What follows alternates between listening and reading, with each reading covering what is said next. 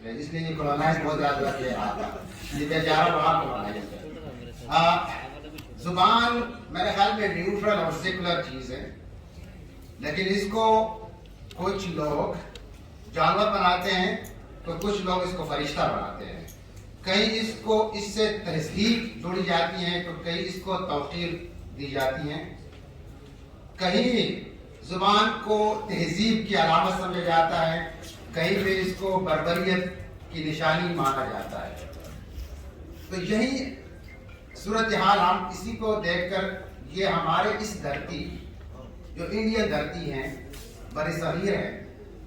اس دھرتی میں ایک زبان دوسرے زبانوں سے کے ملاپ سے جو لینگویج کانٹیکٹ ہے، جو آسان واگا صاحب نے اس کو خوبصورت سے بیان کیا، اس کی وجہ سے ایک زبان بنی اور اس زبان نے کچھ بیرون سے، امپائر سے، حملہ آور سے اثرات لیے۔ وہ زبان، اس زبان کے ساتھ ایک شناخت جڑی گئی اور اس زبان کو پھر ایک ملک بنانے کے بعد کوئی پونے 100 سال پہلے اس ملک میں اس زبان کو شناخت کا واحد ایک ذریعہ بنایا گیا، اور اس زبان کو شناخت کے اور قومیت کے واحد ذریعے کے لیے اس کو تعلیم میں، اس کو میڈیا میں، اس کو اداروں میں استعمال کیا، اور اس کو پھر کہنے لگے، اس کو قومی زبان کا لفظ دیا۔ اب ہمارے انڈیجنس وزڈم میں جو لوکل ہماری حکمتیں ہیں، دیسی حکمتیں، ان میں قوم کی تعریف یہ نہیں ہے جو نیشن کی ہے، سوری مجھے، نیشن ایک الگ چیز ہے اور ہم جو جسے قوم سمجھتے ہیں وہ بالکل الگ ہے۔ ہمارے پاکستان ایک ملٹی نیشنل یعنی کثیر القومی ایک خطہ ہے، ایک پولیٹی ہے، جہاں ایک قوم نہیں بستی۔ جو نیشن کا تصور ہے سائیڈ پولیٹیکل، وہ ان کا اپنا ہے، وہ آپ نے دیکھا ہوگا کہ یونائٹڈ نیشن، یہ یونائٹڈ نیشن نہیں، یہ یونائٹڈ اسٹیٹ ہوگا،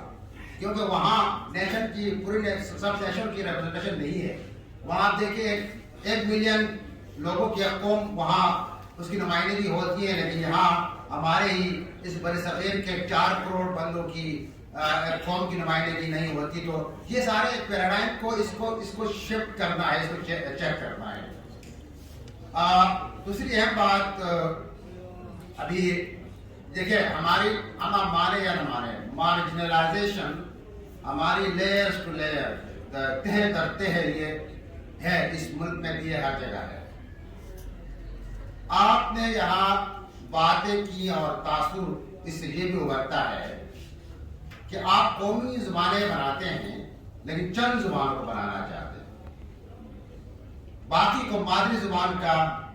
وہ ٹیگ لگاتے ہیں، مادری زبان۔ تو قومی زبان بھی مادری ہوتی ہے، مادری زبان بھی قومی ہوتی ہے۔ تو اگر ایسا ہوا تو اس ملک میں 77 زبانیں بولی جاتی ہیں، اس میں اگر ہم اس کو قومیت کے لحاظ سے کریں تو یہ 61 بنتی ہے، 61۔ تو یہ 61 قومی زبانیں ہونی چاہیے، اس میں 5، 6، 7، 10، 15 یہ نہیں ہونا چاہیے، یہ ذہن میں رکھیے گا۔ یہ ہم یہ کر لیں گے، باقی جو جتنی زبانیں ہیں جن کی تعداد کم ہے بولنے والوں کی، یا جن کی سیاسی طاقت کم ہے، ان کا بھی آپ نے فکر کرنی ہے، یہ ذہن میں یہ بات رکھنی چاہیے۔ ابھی اس کا ایک اشارہ میں آپ کو دے دوں، یہ ابھی جو سینسس ہونے جا رہا ہے یہ 1 مارچ کو، اس میں انہوں نے 14 زبانوں کو شامل کیا ہے، 14 لینگویجز کو، صرف 14 کو، اور باقیوں کے بارے میں جو علماء نے کہا کہ کہتے ہیں کہ یہ لہجے ہیں، یہ کمپلیٹ زبانیں نہیں ہے۔ میں حیران ہوں کہ داردی زبانیں 20 زبانیں جو نارتھ میں گلگت بلتستان، چترال اور سوات اور کوہستان میں بولی جاتی ہیں، 20 زبانیں وہ الگ زبانیں ہیں۔ میں اور زمان ہمارا اور اس کے بیچ 1 کلومیٹر کا فاصلہ ہے۔ جب ہم بات کرتے ہیں تو ایک 3rd زبان کا سہارا لیتے ہیں۔ ان زبانوں کو ایک زبان میں ڈالا جاتا ہے، کوہستانی، حالانکہ کئی ایسی زبانیں ہیں وہ ایک ہی زبان کی ویرائٹیز ہو سکتی ہیں، ڈیفرنٹ ویرائٹیز، ان کو الگ الگ زبان میں شمار کیا جا سکتا ہے۔ میں ان کے مانتا ہوں کہ وہ ہونا چاہیے۔ کہ ایک زبان کی ڈفرینٹ ورائٹیز گرو ہو کر مختلف زبانیں بن سکتی ہیں، وہ ہوتا ہے، لیکن یہاں یہ صورتحال نہیں ہونی چاہیے کہ بہت ڈفرینٹ زبانوں کو کلب کر کے ایک زبان کے اندر رکھے اور شاید ایک زبان کے مختلف ورائٹیز کو ڈفرینٹ زبانیں بنائیں۔ یہ تو قومی زبانیں جب بھی بنانا یا مطالبہ ہونا چاہیے تو یہ ساری زبانوں کو قومی زبانیں قرار دینا چاہیے، اور اس کے لیے میں یہاں جو آج کا ڈکلیریشن ہے اس میں جو نیشنل کمیشن فار لینگویجز لکھا ہے یہ بہت اہم بات ہے، اس کا قیام لازمی ہے، بلکہ وہ جو آرٹیکل 28 کے بعد جو آرٹیکل 251 آرٹیکل 28 کو بھی 251 کے سبجیکٹ 251 کیا ہے، اس میں بھی امینڈمنٹ کی ضرورت ہے کہ ہم وہاں کھلا چھوڑ دیں آپ لینگویجز کو، اور اسٹیٹ ذمہ داری لیں، ریاست کے اس زبانوں کو ہم نے بچانا ہے۔ ایک اور اہم بات، زبانوں کا جب ہم نے زبانوں سے جو نارتھ کی زبانیں ہیں شمال کی، ان کے جو کیا کہتے ہیں احیا سے ریوائٹلائزیشن سے منسلک ہو، تو زبانوں کے احیا میں لازمی بات یہ ہے کہ ان کو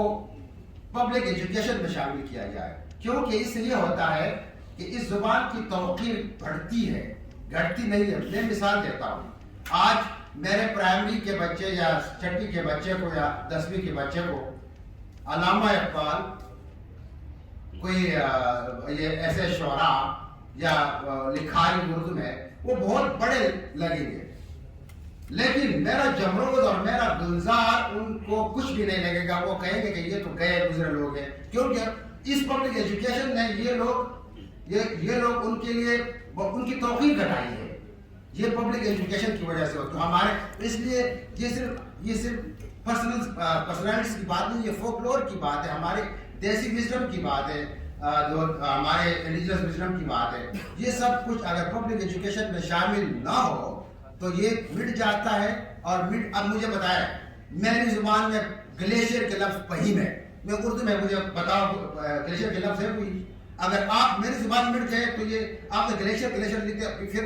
ہمال کتنا اس دھرتی کا لفظ ہے، اس دھرتی کا ہمالیہ، ہمارا ہمالیہ، لیکن ہم نے اس کے اردو برفانی تودہ یہ کیا چیز ہو گئی؟ اب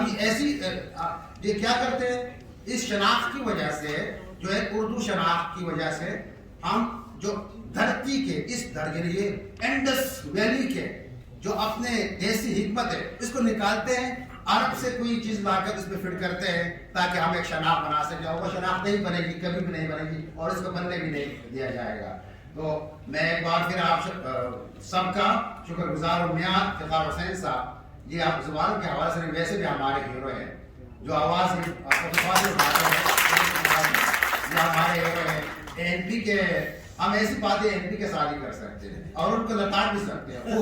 ہم میاں صاحب یہ سنتے بھی ہیں، باقی لوگ سنتے نہیں ہیں، پھر وہ ہمیں نکل جاؤ یہاں سے،